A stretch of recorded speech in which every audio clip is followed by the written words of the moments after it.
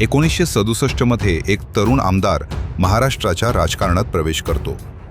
कुणालाही कल्पना नसते की पुढील काही दशकात तो फक्त राजकारणच नाही तर सहकार, साखर कारखाने, बँका, शिक्षण संस्था आणि संपूर्ण ग्रामीण सत्ताकारणाचा चेहरा मोहराच बदलून टाकणार आहे. काही जण त्यांना महाराष्ट्राचा विकास पुरुष म्हणतात, काही जण त्यांना साखर सम्राट म्हणतात, तर टीकाकार म्हणतात की महाराष्ट्रातील साखर राजकारणाचे केंद्रबिंदू म्हणजे शरद पवार. पण प्रश्न असा आहे की एका गावातील तरुणाने इतकी मोठी ताकद नेमकी उभी कशी केली? आज आपण पाहणार आहोत शरद पवारांची कहाणी. सहकार चळवळ, साखर कारखाने, सत्ता, संघर्ष, आरोप, यश आणि महाराष्ट्राच्या राजकारणावर पडलेला त्यांचा प्रभाव. 12 डिसेंबर 1940 पुणे जिल्ह्यातील बारामती तालुक्यात जन्म झाला शरदचंद्र गोविंदराव पवार यांचा. त्यांच्या आई शारदाबाई पवार या सामाजिक आणि सहकारी चळवळीशी जोडलेल्या होत्या.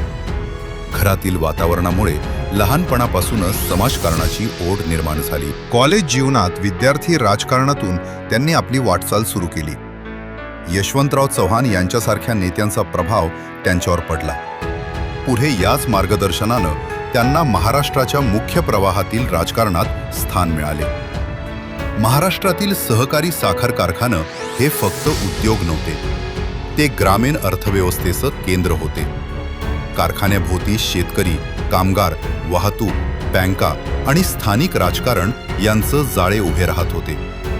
शरद पवारांनी याच सहकार क्षेत्राची ताकद ओळखली. पश्चिम महाराष्ट्रातील अनेक साखर कारखानं, दूध संघ, सहकारी बँका आणि शिक्षण संस्था यांच्याशी संबंधित नेतृत्व त्यांच्या प्रभावाखाली येऊ लागले. बारामती हे त्याचे सर्वात मोठे उदाहरण मानले जाते. शेती, उद्योग, शिक्षण आणि पायाभूत सुविधांच्या माध्यमातून बारामतीचा विकास झाला.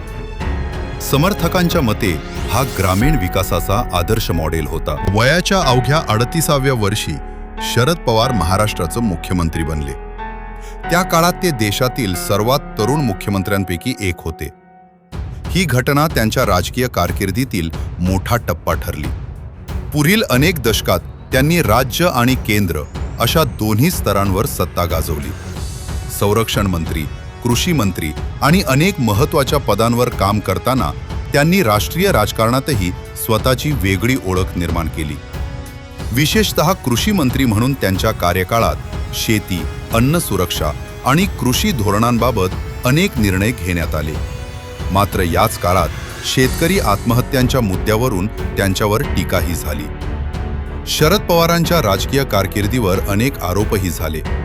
सहकारी साखर कारखाने, बँका आणि विविध आर्थिक निर्णयांबाबत विरोधकांनी प्रश्न उपस्थित केले.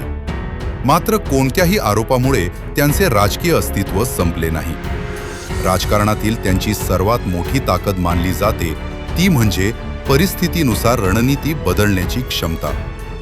मित्र आणि विरोधक यांच्यातील समीकरणे बदलली, सरकारे आली गेली, पण शरद पवार कायम चर्चेच्या केंद्रस्थानी राहिले.